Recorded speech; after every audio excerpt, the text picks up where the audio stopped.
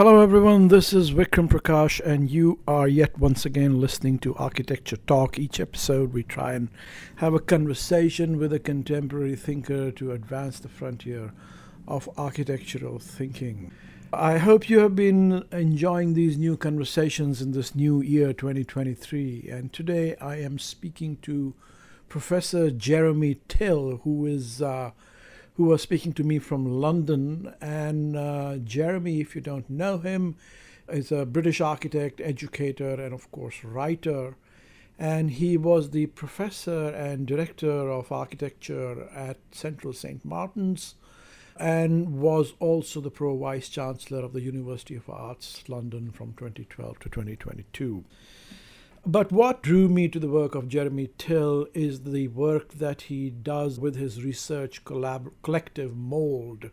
And the project that we are going to spend most of our time talking about is Architecture After Architecture, which is a fantastic and provocative kind of a title because Jeremy and his research collective are trying to interrogate the constitutive entanglement between architecture and modernism as such, and make the argument that if one is to move beyond modernism, which is responsible for the climate emergency, then we have to rethink what architecture is in fundamental terms. So eschewing and arguing against quick fixes for architecture, or even thinking of architecture as the solution provider par excellence, they are calling for a radical rethinking of the constituents and constituencies, I suppose, of architecture. I hope you enjoy this conversation. It's very provocative. Jeremy's a great thinker and an eloquent speaker. As usual, please do provide me feedback, any comments or questions, or if you have any suggestions for whom I might bring onto this podcast. My email is vikram.prakash@gmail.com. I look forward to hearing from you. Here we go.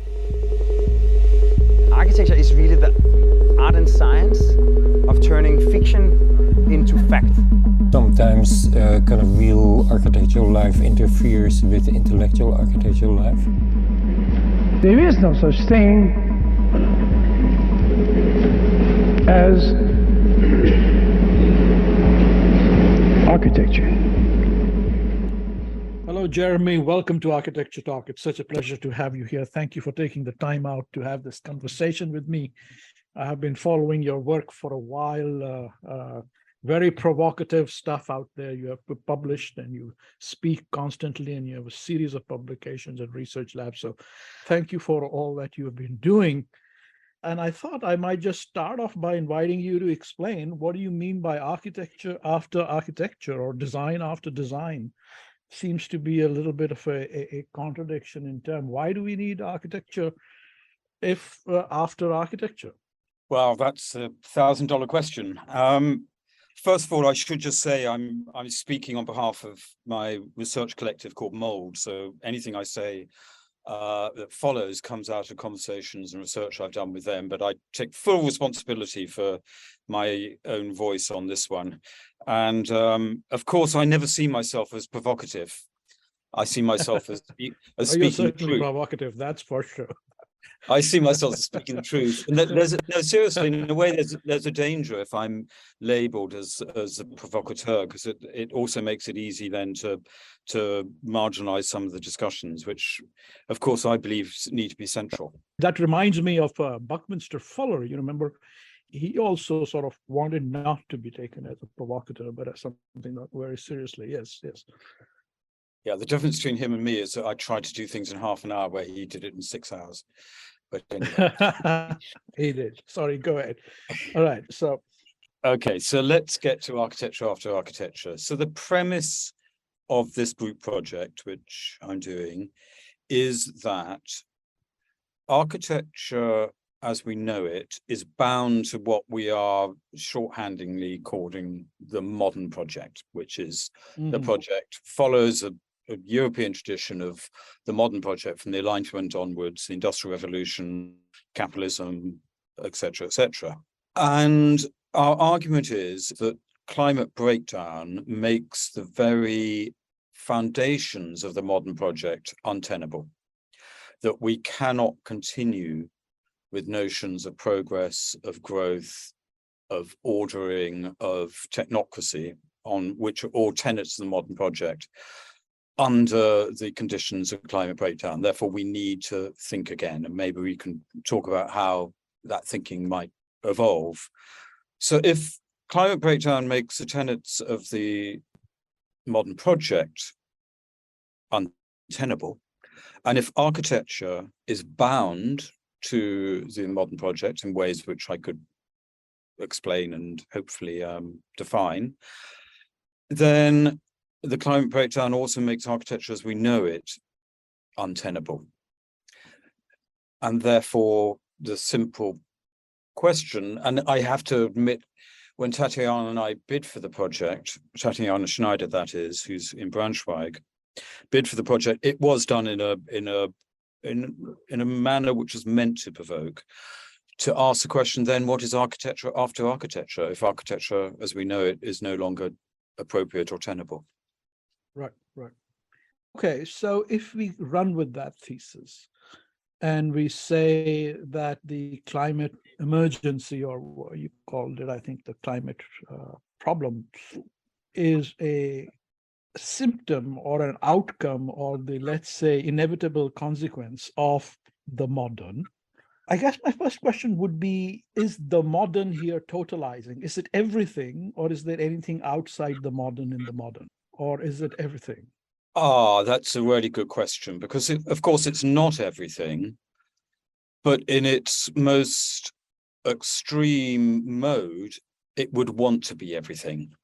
The modern project has the presumption of a kind of universalization of the world, of thinking, of science, of reason, of certain ways of doing things.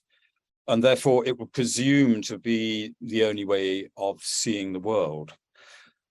And of course, that's not the case, but that very presumption means that in many ways it has become the dominant way of thinking. And my kind of intellectual mentor, Zygmunt Bauman, defines modernity as a project of ordering. And in that ordering, what he argues is that if something is being ordered, it also excludes. And so the modern project necessarily, and I would say rather violently, does exclude other ways of thinking.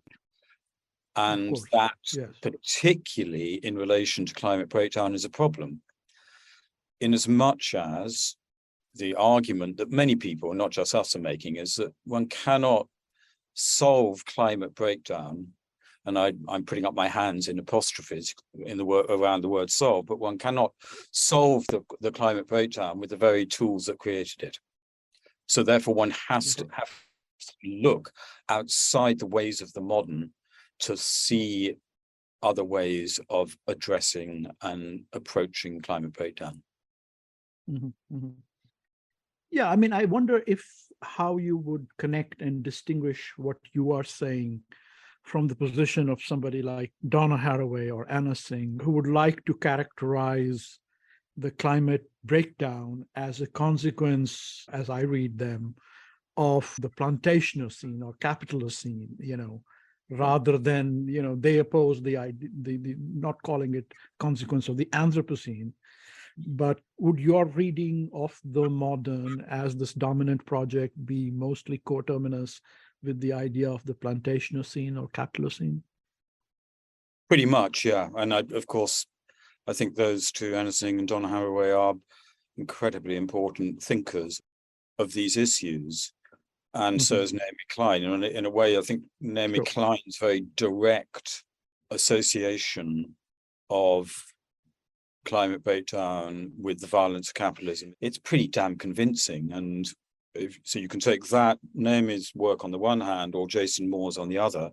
And I think that you can trace a lot of the conditions of climate breakdown back to the exploitation of late capitalism. But beyond that, I think that late capitalism is also a kind of a symptom of the wider project of the modern, in the project of progress, the project of so-called growth, the project of accumulation, and so on and so forth. So I think they are all bound together. But yeah, I think it is pretty direct to make the association, particularly within the area of architecture, of to see the association and the complicity of architecture with climate breakdown through the lens of late capital. So late capitalism as an indexed symptom of the general project of the modern, beginning with whatever you want to call it, but I'd say the plantationer scene, the sort of idea of the plantation, 16th, 17th century, and this particular thing. So let's spend a little bit of time on the exclusions, right? I mean, you mentioned the normative dominant of the modern works via a series of exclusions to its own cost or to the cost of life, on planet Earth. So how do you describe those exclusions? Are you talking about non-normatives like indigenous knowledges, post-colonial knowledges, and the like, or what do you mean by that? Well, I suppose the most brutal exclusion is that of the non-human. That as soon as the modern defines nature as a form of the opposite to the human, and as soon as it defines it as a resource which can be plundered, appropriated, abstracted, commodified, then nature becomes something which it isn't. And so the most brutal exclusion of the modern is that of nature, and with it the conditions of loss of biodiversity, the loss of species, but also the kind of extractivism of the modern world. You can only tolerate extractivism if what you are extracting is seen to be in some way neutral, in some way abstract, as opposed to part of a relational system. So that would be the most obvious and most brutal exclusion. But of course, alongside of that is all those terms that you refer to of indigenous knowledges. And one of the books that we started with was The End of the Cognitive Empire by De Souza Santos, which I think is a fantastic book of the kind of the way that the colonization of the global south by Europe was also a colonization of knowledge, an ordering of knowledge, an extraction of knowledge. And in that, the appropriation of those kind of knowledges meant that they lost their situatedness and they lost, therefore, their agency. And therefore, understanding how you see the world through another lens is absolutely necessary in relation to climate breakdown, because of the reason I talked about before. You cannot think through the climate breakdown through the same philosophical and conceptual lenses as created it. One needs to have different ways of thinking.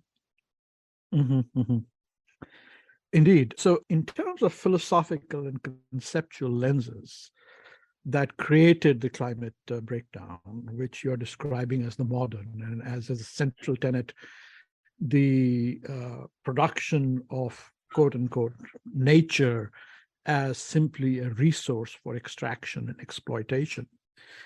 In terms of that conceptual framing, would you not index that also to an Abrahamic point of view, which sees planet Earth as our patrimony? Or do you think that's specifically modern?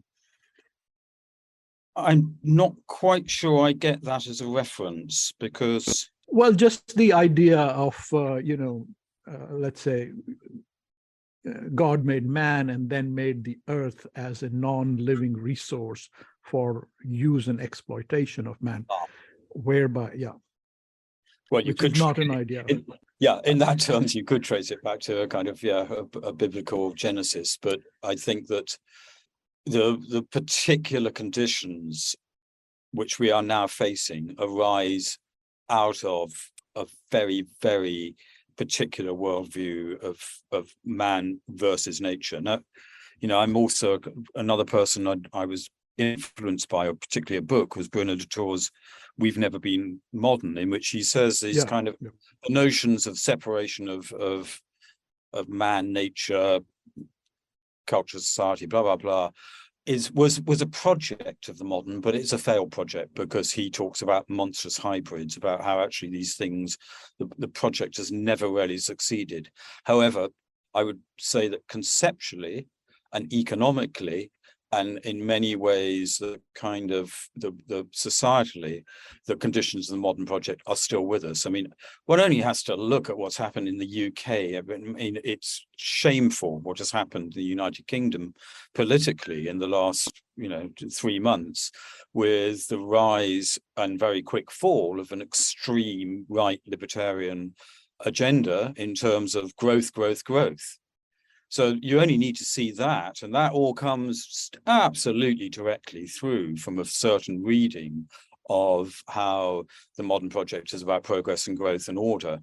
And so, yeah, that's still with us. That's still with us. And, at a very basic level, and you would have heard this from many other people, we cannot afford to keep on spending 1.75 planets a year when we only have one. Of course. Right. Yeah, absolutely. How would you articulate the rise or growth, or whatever you want to call it, of China and India and down alongside coming around the road, Africa and Latin America, as saying, well, we want to have our turn at spending our planet per year too? Well, this is a question which is often asked by people who then, if you actually dig in a bit deeper, probably, I'm not accusing you of this, by the way, Vikram, of climatonized. So they're basically saying, why would you stop? It's unfair of you to try to stop the progressive urges of the global south of China and India. Right. And the response to that has to be, well, why would they want to repeat the same crimes as we have? It's perfectly possible to introduce notions of growth and progress, but to redefine them so that they are not necessarily extractive, so that they are not necessarily violent. Now, whether that's happening is quite another matter, but I think that maybe China has gone too far, although clearly what they're doing in relation to renewables is pretty remarkable. But we also have to think, particularly in relation to China, the growth in China is basically driven by the greed and desire of the so-called developed global north. And we forget that. Our carbon, we can say our carbon load is actually quite low because we don't actually burn quite so much. We only burn 1% in the UK. But actually, if you think about offshore, which is basically a kind of offshoring of carbon, you actually think of what we are producing in relation to the Chinese economy and the imports from that, then we're bound up in that as well. But it's a very important question. I'm not sure I'm the right person to answer it, but I think it is a really important question about how you allow a kind of a justice, particularly in the growth of Africa, a kind of social justice, which doesn't repeat the same ecological crimes as my generation has done in the global north. Right. Okay, let's turn to the climate breakdown as the inevitable consequence of the modern. What makes it inevitable? Why is it not a miscued thing that can be repaired? What makes it inevitable is that we are past the tipping points. It is in train, and all the indications is that it's going to get worse. So the inevitability of it is, whether one agrees with the argument, the inevitability of it being produced by the modern project is a matter potentially for debate and discourse, but the inevitability of it in the way that it is transpiring is with us, and it's bloody terrifying. And therefore, again, that's why, I mean, I would hope your listeners would not dispute science. They might dispute the conceptualization of it, but to dispute the science of climate breakdown is, I think, is a semi-criminal act. No, I agree, and I think most hopefully most of our my listeners would agree with that. But that's not the question. I know unquestionably we are facing climate breakdown, and Yep. it's going to get worse unless we do something really, really urgently. That's agreed. But let's just spend a little bit on, I suppose, somewhat it's a bit of a counterfactual, I guess. Is there a teleology almost? Is there a direct causality between the modern project and where we find ourselves? Other than, could it have gone otherwise? Well, is there a causality between the conceptualization of the modern project and climate breakdown? Yeah, I think you could weave that argument. Could it have gone otherwise under the tenets of the modern project, in particular the kind of demands of late capital? Probably not, because as we saw, the time that it could have been halted, which was essentially around the kind of late 60s, when ExxonMobil Research Department were one of the first people to actually reveal the effects of global warming, and they were pretty on the spot with it. And then it was ExxonMobil's research department, and of course the directors of ExxonMobil decided to shut it down because what they were saying was going to affect their profit margins.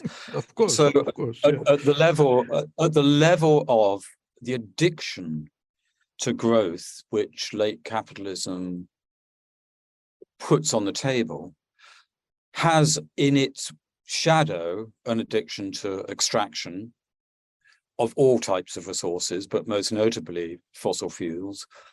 And at that level, no, I think there was an inevitability about the conjunction of those addictions with the production of climate breakdown. Yeah. Mhm, mhm, mhm.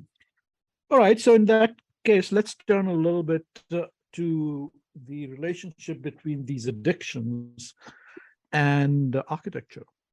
So let me ask, architecture, well, there's architecture and there's architecture, and then there's architecture after architecture. So we'll come to it all. But there is architecture as inevitably and necessarily complicit within the mechanisms and machineries of consumptive addiction.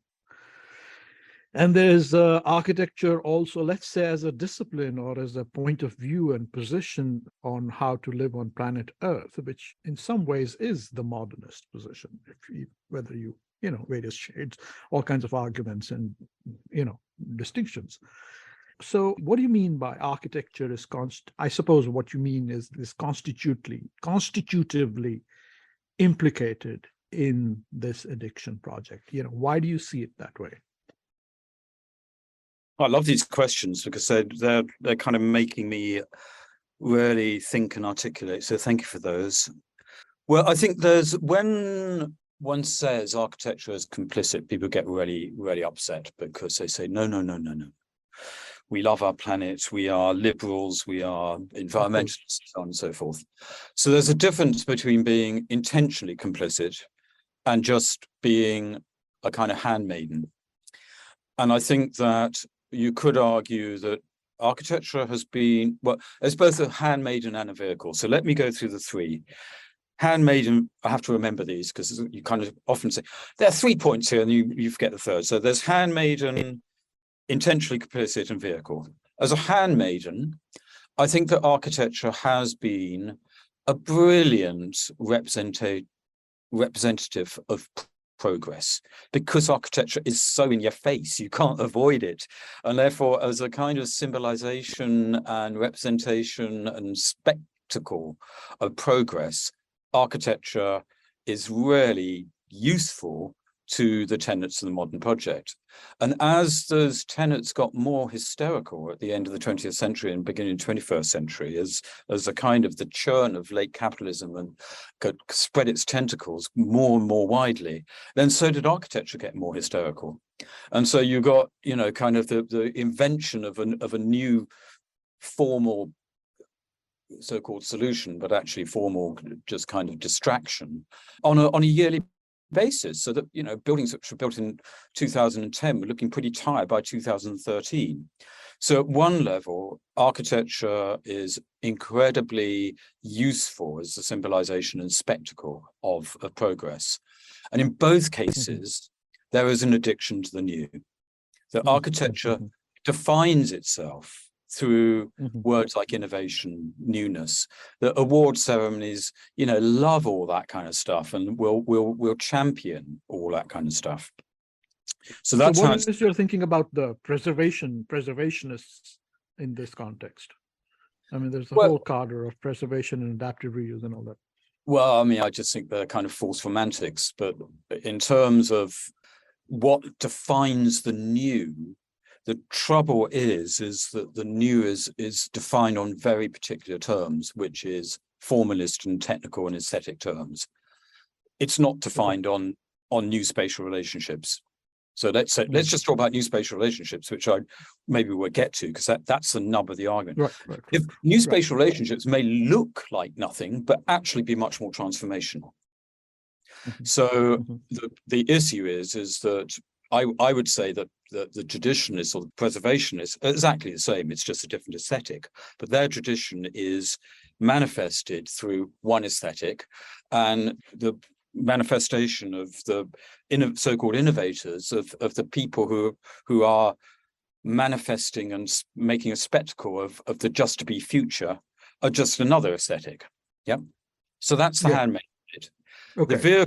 The vehicle bit is because basically architecture, in its opposition to nature, in its very artificiality, is also absolutely bound to the extractivist regimes. You know, it is of course. And the brilliant book by Barnabas Corder, who maybe you should get on as well, just called Architecture. He doesn't call it architecture and energy, he calls it architecture.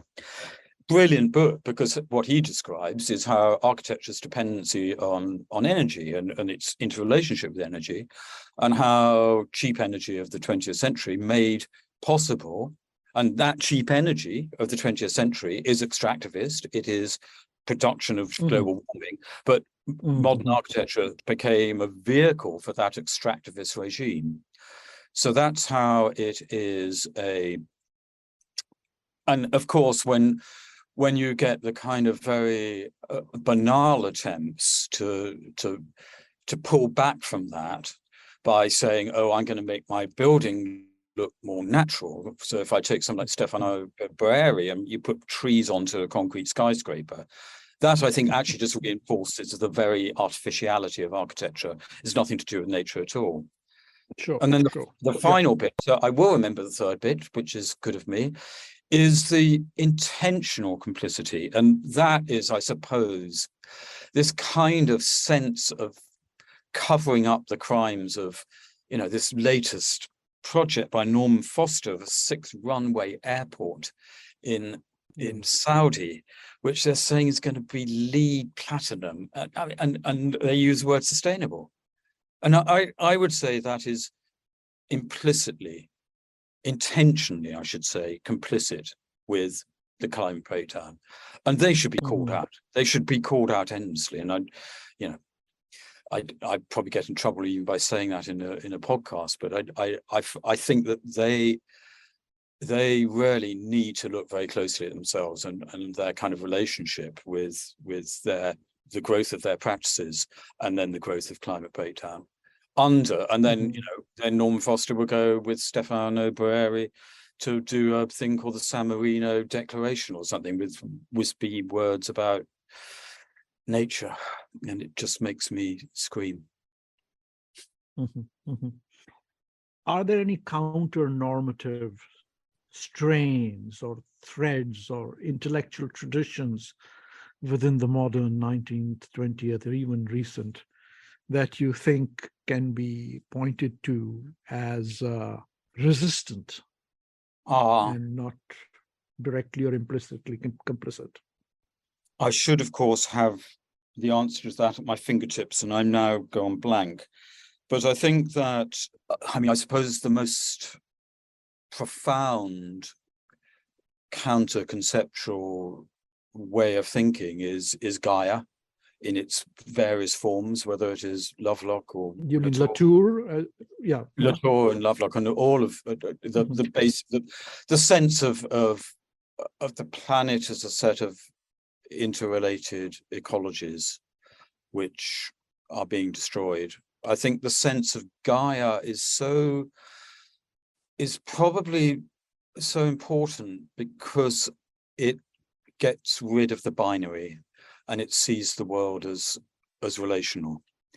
And it's clear that we need to think about climate breakdown and addressing it in a relational manner. And that means, to a large extent, also abandoning our disciplinary silos, of being generous to each other, of saying that a storyteller has as much to say about climate breakdown as an astrophysicist or indeed a climate scientist. That this kind of sense of seeing the issue relationally, I think, is absolutely critical. And that's why the kind of sense, one of the things that we just got to in the project, and maybe I should have said this earlier, we've actually stopped calling it architecture after architecture because we think it's too much of a rupture. What we've said instead is that we've taken a question, which is the normal question, which goes, what can architecture, stroke design, stroke politics, stroke science, but in this case, what can architecture do for climate emergency? Yep. That treats the planet as a sick patient who is having an emergency fit, and that we will take it to an architectural hospital and we will fix a tiny bit of it. We will do that by having LEED or BREEAM or other so-called sustainable measures, or we will build another straw bale house like mine, or whatever. There are partial fixes to the dying body of the planet. But what that does, it's a band-aid, yeah. We are exactly using that term, Vikram. We are using the word band-aiding. And what that does is to place architecture or design or politics or whatever outside of the emergency. Placing it outside of, it doesn't accept its responsibility for the production of it. It just sees it as a potential expert solution, which is, again, an incredibly modern way of thinking. So what we've done, which is very simple, is just to reverse that question, which is say, what does climate breakdown do to architecture? So in reversing that question, it places architecture within, and engaged with and entangled with, and in that it makes us vulnerable.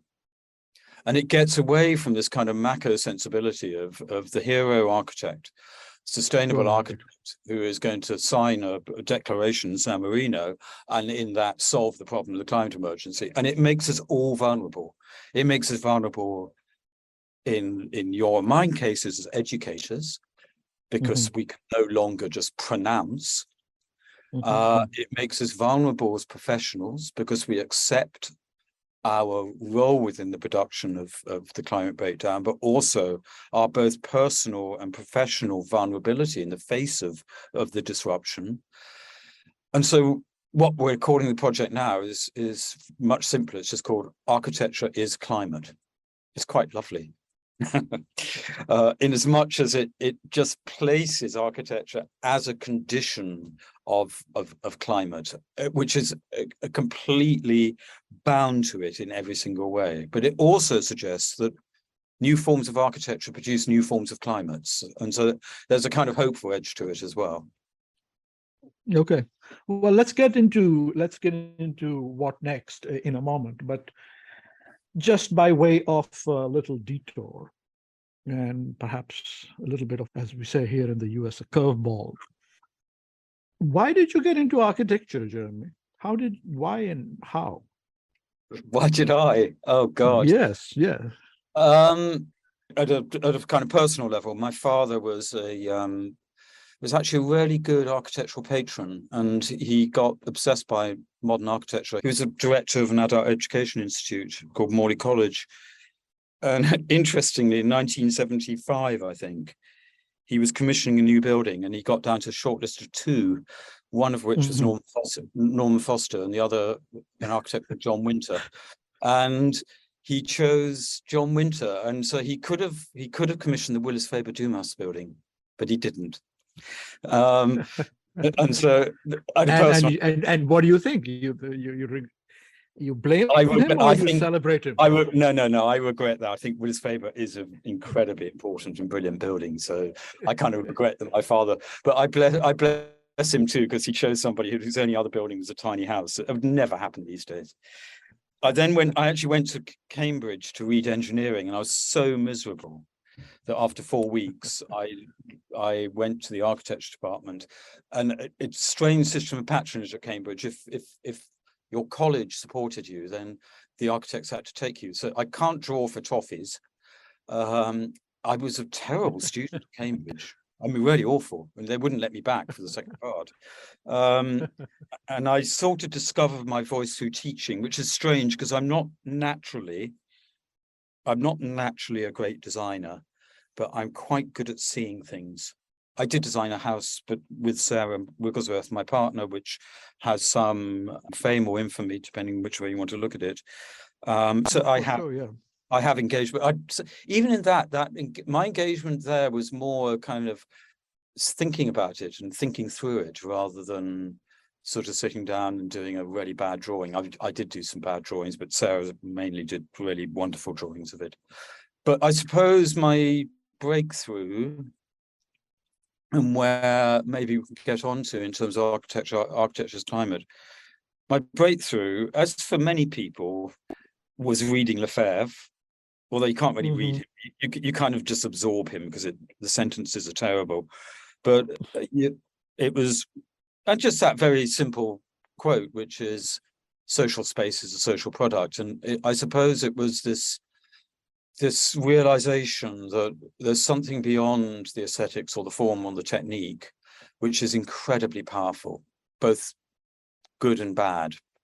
And this sort of sense that social relationships are constructed or enabled, empowered or disempowered through spatial relationships is something which I then taken with me through all my other work, which is effectively to understand the political and social constitution and implications of spatial production. One of the criticisms of my work is that, I hate architects, or I hate architecture. I don't. I love it. I still get excited about seeing a new building, but I get even more excited about when people are working around the edges. And that's what Tatiana and I did in Spatial Agency, was looking at people who I think were being very spatial and very spatially intelligent, but using that spatial intelligence and what we called spatial agency in a manner beyond simply the production of objects. Why do you feel you need to say you love architecture? Slightly because I'm a professor of architecture, and therefore I think it's disingenuous to be a professor of something that you hate, as it were. Or that's exactly what your critique is, that we need to sort of overcome this addiction. Well, I think we need to overcome the addiction to a certain model of readings of architecture, and particularly of the celebration of architecture. Yeah, we do need to do that. And I am deeply critical of the institutional hold of how architectural culture is perpetuated and reified through awards and publications and so on and so forth. And in that, I think has actually, in the end, and the architectural scene in America is probably even more perilous than the UK one in the in the disenfranchisement of architecture. And so what happens within that in most European and American countries is that the disenfranchisement of architecture has led to a kind of hyperbole about the top 0.1% in terms of and tragically that hyperbole is then rarely exaggerated within the elite schools of architecture. I want to come back to the love and examine that a little bit more. Is this just fidelity to your paycheck, that you're a professor of architecture, so you have to say that you love architecture? Is there something else to it? Oh, that's very cynical of you, Vikram. No, it's a provocation. Provocation. No, it's not. No, I don't think it is simply about my kind of my paycheck. In fact, I'm sure it's not. Mhm. It's to do with, I have to remain an optimist about the potential for spatial intelligence to engage with the world in a productive and empowering manner. I have to, otherwise I shouldn't be teaching. I don't think you can teach simply from a position of criticality. You absolutely need to have criticality within there, because otherwise, how do you unravel some of the kind of normative structures and of the status quo? But you also have to have some kind of optimism and belief that there is an empowering role for spatial intelligence, or what Tatiana and I called spatial agency. And I do still believe that. And that's why, that's why this project for us was quite important, because it's very easy to become so overwhelmed by the conditions and the apocalyptic visions of climate breakdown that you actually feel completely disempowered. You feel hopeless individually, you feel hopeless professionally, and that's a well-known symptom. But the basic argument of the project is that in relation to architecture as climate, or even architecture after architecture, the basic premise is that if climate breakdown necessitates new social relations, i.e. systemic change, social, political, economic relations, and criteria and values, then how do we live together, humans and non-humans, on this ravaged planet? That's a new social contract and a new social set of relations. If you follow Lefebvre, or if you follow just the thing, social space is a social product, then those new social relations and that new social contract will be accompanied by new spatial relations. And there is a place for a redefined profession to engage with those new and empower and enable and nurture and collaborate on those new spatial relations. That's where, I mean, particularly, I'm sitting here in Central St. Martin's, well, in a pod in Central St. Martin's, this is kind of one of the world's great art and design schools. And as head of it, and as head of it, I couldn't have gone out and just been miserable. And luckily, the brilliant students out there never let me, because they were always surprising us with another reimagination of their small part of the world. Right. No, absolutely. And what way I would read it is, maybe the critique is more of the professionalism, but the amare, the amateur love of architecture can perhaps still be kindled and protected and preserved and invested with aspiration. So let's turn to that. So if architecture is so constitutively implicated in the modern, sounds pretty totalizing. How do we get out of it? What are the pathways out for the love? Well, to begin with, the pathways out are not clearly architectural alone. And they have to be a reconsideration of economic systems. It needs to be the first thing that we need to do, because until we reconsider economic systems, the extractivist economy will dominate and perpetuate, and with that, the collapse of ecosystems will be accelerated.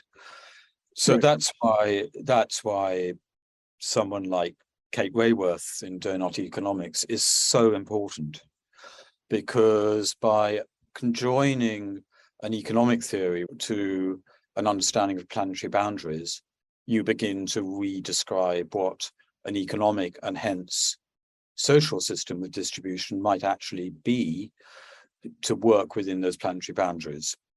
And it does. What's interesting about Kate Raworth's work is that she doesn't always, or often, or sometimes never, situated against capitalism. So it doesn't go bang on as I do too often about the kind of the violence of capitalism. It's just to propose an economic system which has a credibility, but economically is much more socially just, but brings socially just work together with climate just work, i.e. with planetary boundaries. So that has to be a starting point, whether it's Kate's work or Pettifo or Mariana Mazzucato or any of the women economists, whether it's them or whatever, we have to reconsider economic structures. But in the reconsideration of economic structures, there will be a reconsideration of spatial structures as well. And so that is where architecture will come in. So if one starts talking about a kind of much more localized and set of economies, then how does that play out within, even at a large scale, regional planning systems? We're halfway through the project. We've done the analysis, we've done the critique, we've done with the gathering together of exemplars. We haven't done the downstream stuff yet. So if you're going to push me on that, I'm going to come up rather blank about actually what is downstream of this project, what comes out of this analysis. But I suppose the starting point has to be about how we live together in a manner which brings social justice together with climate justice. Now, notions of social justice, of course, then will be dismissed by the right as social justice. It almost sounds like socialism. It doesn't. A centralized socialist economy may be just as dangerous, probably is as dangerous as a decentralized market economy. So we just need to be thinking of new economic contracts. And interestingly, one of the examples, so we're making a database of examples, which are not necessarily architectural, as will become apparent. And one of the ones we're considering whether we should put in is the new constitution. Well, it wasn't passed, but it was proposed, the proposed constitution of Chile, because that starts with an incredibly powerful statement about the rights of nature and the rights of the indigenous groups of Chile. So that kind of very powerful statement, why wouldn't the AIA make a statement like that? Well, they won't. Well, the AIA came out supporting Trump the day after his election. So we're pretty I don't remember that, yeah. We're pretty scuppered on that front. But alternately, I would say one of the problems is AI will happily issue a statement like this, but it doesn't verify itself in the field. You know, the realities are very different. Very often, us as architects, we provide this smokescreen of a lot of good language, but we don't actually produce it. Yeah. But to return to what you were saying, it sounds to me as if you are still keeping architecture in its handmaiden and vehicular role, but to a different kind of economic and social and political regime. Am I correct here? Am I reading it? Yeah, that's already interesting. I hadn't thought about that. Yeah, but as I've described it, you're spot on. But of course, we would see the regime as both necessary, not violent, and as more socially just, and as engaging with the rights of nature. So the regime, we would say, is a regime that should be supported rather than should be resisted. But yeah, I think that you've sort of put me in a box there, and I'm happy to be in that box as handmaiden vehicle. So you wouldn't re-empower any kind of a notion of an architectural avant-garde, or not architecture doesn't take the lead. No, I wouldn't, in as much as the avant-garde is normally very conservative. The history of the avant-garde is actually a history often of the conservative, in which but a different kind of avant-garde. Yeah, in which the radical, and one of the reasons that we think we are moving away from architecture after architecture is this sense of rupture.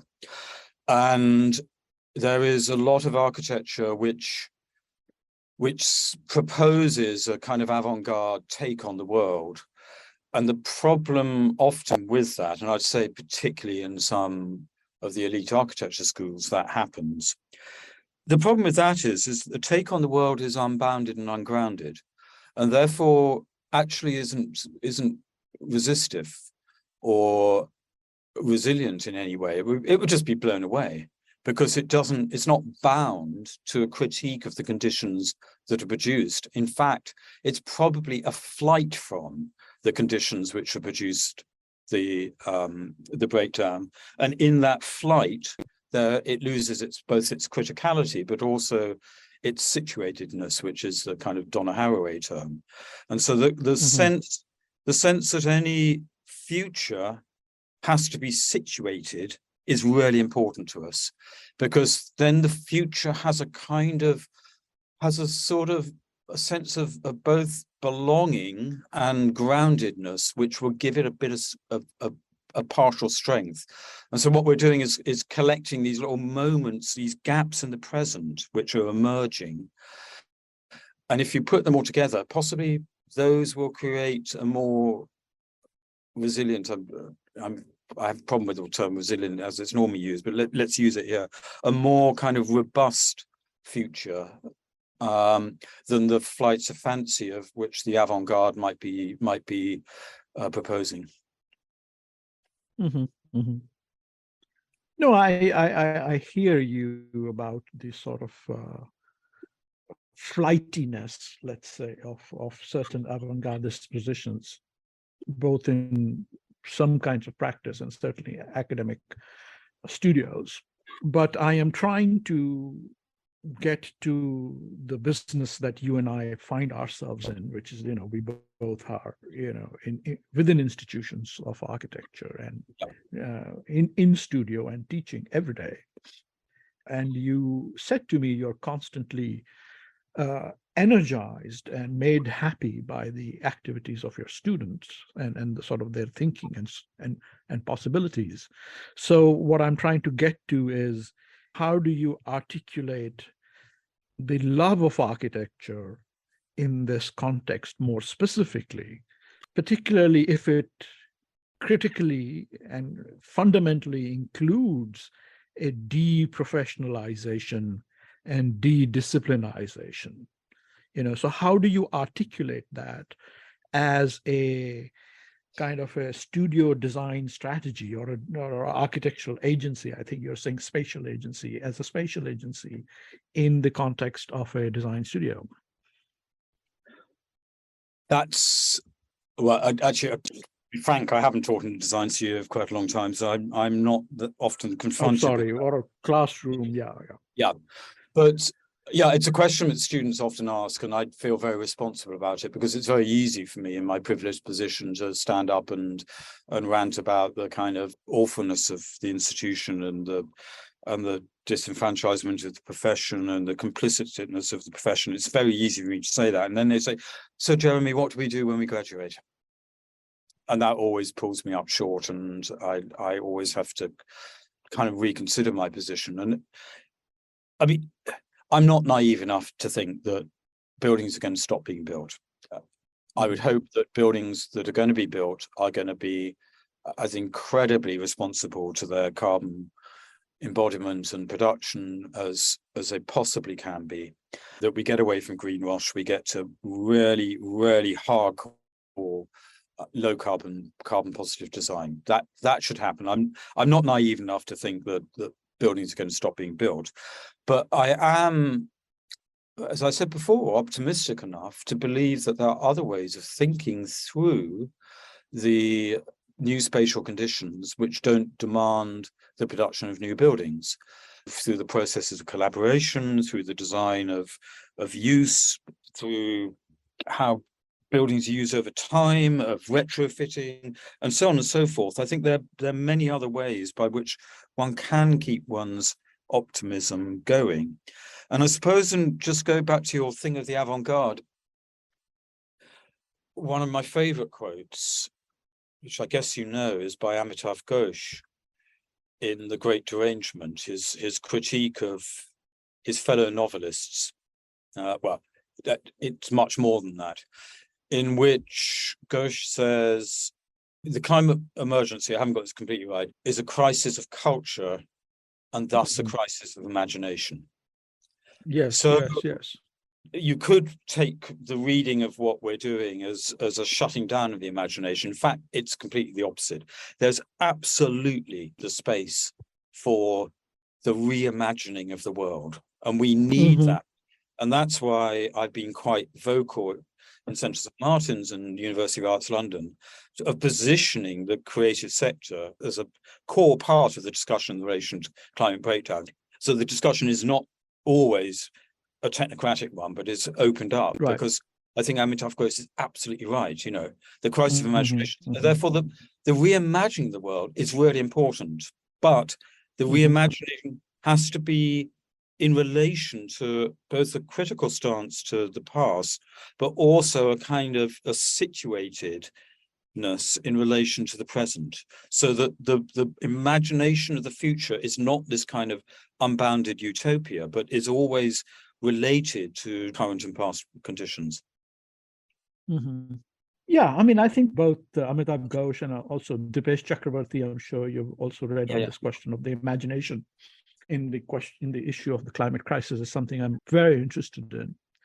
My thinking would probably be a bit more, I suppose you'd call it utopian, and not so situated, because in some ways I feel parallel to your thinking. You know, we need a real shaking up.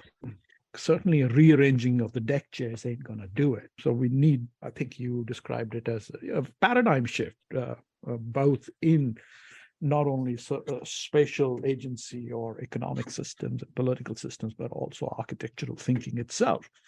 And the way to do it, I would argue with my colleague Mark and other people that I work with here, that requires a kind of a not avant-gardist imagination, but certainly certain types of a kind of a projective future thinking, which doesn't have to surrender itself to utopianism. But anyway, that aside, just towards the end, then I do want to touch on the question of scarcity. You have a co-edited book on the question. Do you still stand by the kind of an ethics of aesthetics of scarcity as a lens by which to think the future? I don't think it's the aesthetics of scarcity, because the problem with the aesthetics of scarcity is that it could just be a kind of recapitulation either of a sort of less is more Misesian thing. There's quite a lot of that, a kind of hair-shirted architect who says, actually, I can do it, but actually does it in a very aestheticized manner, or else just the kind of really dumb, cheap rubbish which is the 99% of global production. So I wouldn't stand by anything about the aesthetics of scarcity. I think I probably might be much more thoughtful about some of the words like appropriation and restart and optimization and adaptation that we use later in the book. But I would stand by the sense of scarcity as a concept which has been used to drive desire, which has been used as part of neoclassical economic thinking, and to avoid that and not to see it necessarily as something to kind of flee from, but always to understand it as constructed, and understanding it's constructed, then you can deal with it. So the argument in many ways is the same, that until you understand the construction of these issues, such as scarcity, such as climate breakdown, you can't intervene in them. And I'm not sure we're very good as a profession at doing that, because we, as I said before, we tend to skim off solutions. So you're seeing scarcity as a problem, the sort of regimes of scarcity used to drive overproduction. Yeah. All right. Yeah. It's amazing how that never ends. I many times think about that, you know, having moved to the US from India, how the discourse of scarcity doesn't change. It's unbelievable. Yeah. Jeremy, thank you so very much for your time and your ideas and all your work that you have done. Thank you for being on Architecture Talk. Well, thank you, Vikram. Those fantastic questions. And just to acknowledge my collaborators on MOULD on this project again, because I'm just one of 6. Thanks, Vikram.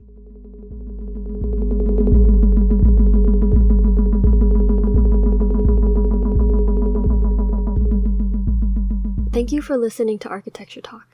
This is your producer, Mary Lee. We hope you enjoyed the conversation, and if you did, please subscribe and rate us on iTunes or Spotify. We would also love to hear from you if you have any suggestions on new topics or guests. You can always reach out to us on our website, Facebook, or Instagram. Thanks again, and until next time, this is Architecture Talk.